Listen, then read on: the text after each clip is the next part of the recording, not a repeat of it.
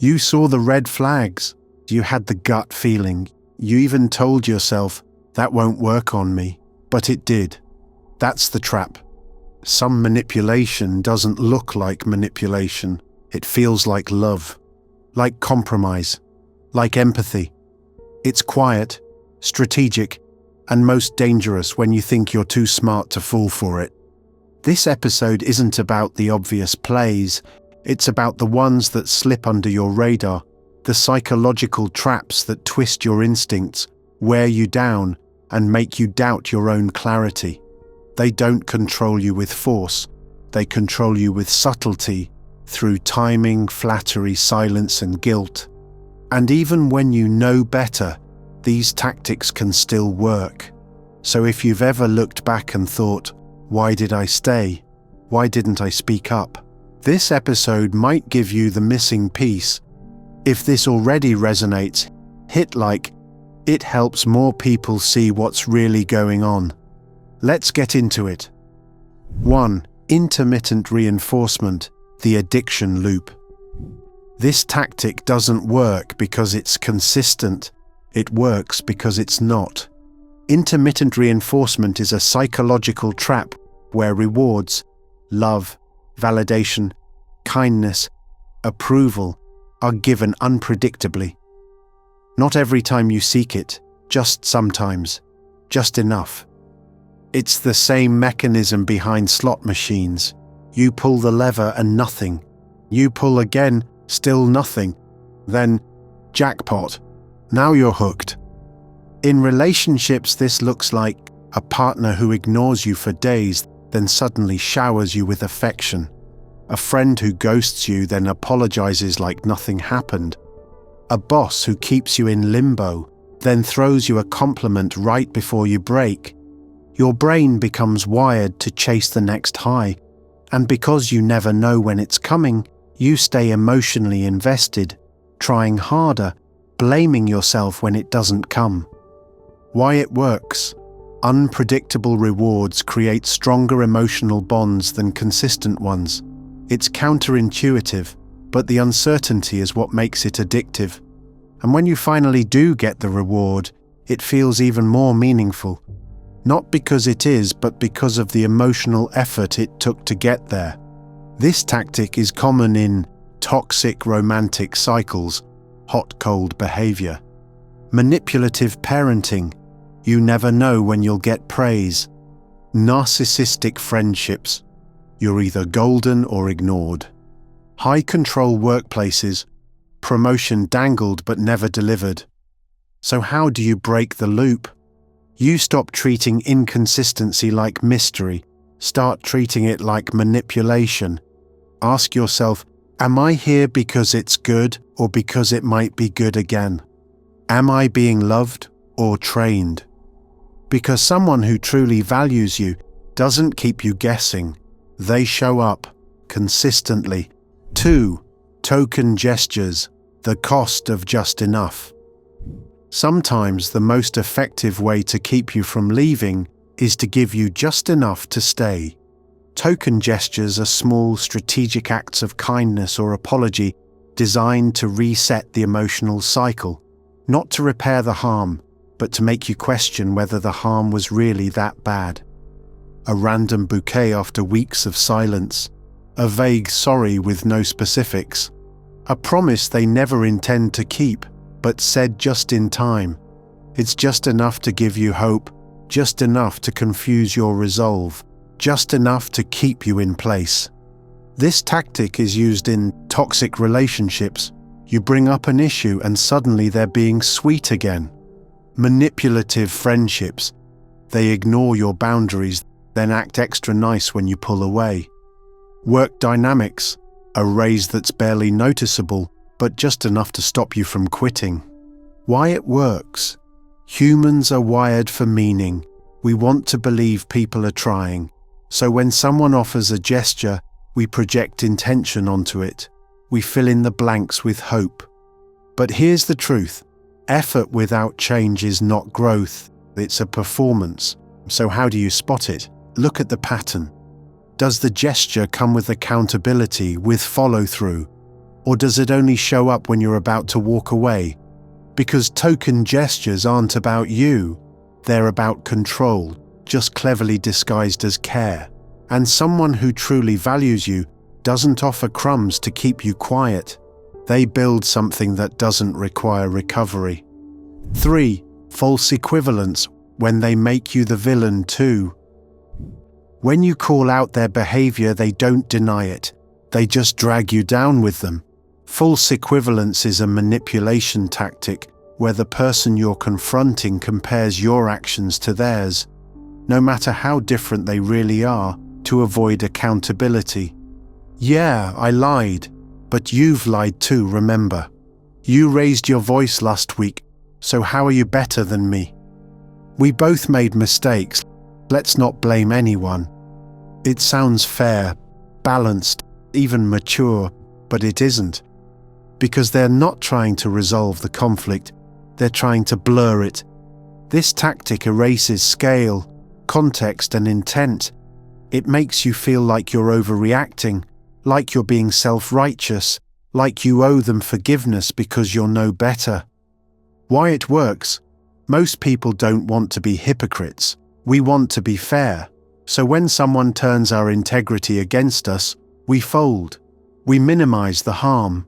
We let it slide. Again. You'll see false equivalence in toxic relationships, where abuse gets equated with normal couple arguments. Gaslighting cycles, where the abuser says, "You're not perfect either." Public discourse, where those in power deflect with, "Well, what about when you did X?" But equality without context is not justice, it's erasure. So how do you cut through it? You separate the behavior from the comparison. Ask, are we talking about patterns or just making excuses? Is this about growth or avoidance? Because not all wrongs are equal, and being imperfect doesn't mean you deserve mistreatment. The moment they try to make your mistakes the reason to ignore theirs, you're not in a conversation, you're in a diversion. 4. Victim playing. Weaponized guilt disguised as pain. Sometimes the most effective way to avoid responsibility is to look like the one who's been hurt. Victim playing is a tactic where the manipulator flips the script. You bring up a boundary, a concern, or even something they did to hurt you, and suddenly, they're the one who's suffering. "I can't believe you'd say that to me. You know how hard I've had it. So I'm the bad guy now, I was just trying to help. After everything I've done for you, this is how you treat me. Now you're the villain, they're the wounded hero." And the focus has shifted away from their behavior and onto your guilt. Why it works? People who care often don't want to hurt others. So when someone weaponizes your empathy, you start second-guessing your truth. You backpedal. You comfort them, while abandoning yourself. This tactic shows up in toxic relationships. You confront them and end up apologizing. Family dynamics. Parents guilt-tripping their kids into silence. Workplaces. Bosses who react to feedback like it's a personal attack. But here's the thing. Being hurt and being harmful aren't mutually exclusive. Someone can feel pain and still be responsible for what they did. So how do you handle it? Don't let their feelings erase the facts. You can have compassion without collapsing. Say, "I hear that you're upset, but that doesn't change what happened." Because real accountability doesn't hide behind tears. It walks through them. And anyone who makes your pain about their suffering isn't seeking connection, they're seeking control. 5. Gaslight by omission, the truth that was never said. Not all lies are spoken. Some are simply never corrected. Gaslighting by omission is when someone withholds a key piece of information, not by accident, but by design. They let you believe a version of reality that benefits them, while technically saying nothing wrong. They don't tell you about the phone call. They forget to mention who was really at that event. They leave out the consequence, the condition, the contradiction. You make decisions based on a version of truth that's been strategically incomplete. And when you confront it, they shrug. I didn't lie. I just didn't think it mattered. You never asked. Now you're confused and doubting yourself. Again, this tactic shows up in cheating dynamics. I didn't technically do anything wrong. Manipulative workplaces, details of a contract or decision left out until it's too late. Controlling friendships, withholding context to spark drama, insecurity, or confusion. Why it works? Our brains fill in blanks. We assume good intentions. So when someone withholds instead of lies, we often blame ourselves for missing something. We think, I must have misunderstood. But here's the truth. Omission can be just as powerful and damaging as deception. So, how do you protect yourself? Notice the patterns. When something feels off, don't just question what was said, question what wasn't. Ask directly, follow up. Say, I'm not just asking what happened, I'm asking what was left out. If I had known that piece, I would have made a different choice. Because trust doesn't just break from lies, it breaks from silence that feels safe and turns out to be calculated. And when someone keeps handing you half-truths, they're counting on you to never ask for the rest. 6. Flooding with flattery. Praise as a distraction tactic. Not all manipulation feels negative. Sometimes it feels amazing. Flooding with flattery is a tactic where someone overwhelms you with compliments, praise, or admiration, not to build you up, but to disarm you, to soften your critical thinking, to make you emotionally pliable. It's not a random "you look great." It's a calculated wave of attention. You're the only one who really gets me. No one else is as talented, strong, or loyal as you. I couldn't do any of this without you. It feels good because you want to believe it, but it often comes right before a request you'd usually say no to, a boundary they plan to test, a lie they hope you won't question. Why it works? We all crave validation, and when someone feeds that need, we're more likely to overlook red flags. The praise triggers a dopamine hit and makes us associate them with that high. You'll see this in toxic relationships, love bombing before manipulation, sales tactics, over-the-top charm before the ask, work dynamics, excessive praise to make you feel guilty for saying no. The key? It's not about whether the compliment is true, it's about why it's being given. So how do you protect yourself? Slow down. Ask, would I still feel this confident about them if they weren't flattering me right now? Is this connection or conditioning? Because real affirmation uplifts you. Manipulative flattery uses you. And if someone only praises you when they need something, they're not complimenting you, they're coaching you. 7. The confused act, pretending not to get it to wear you down.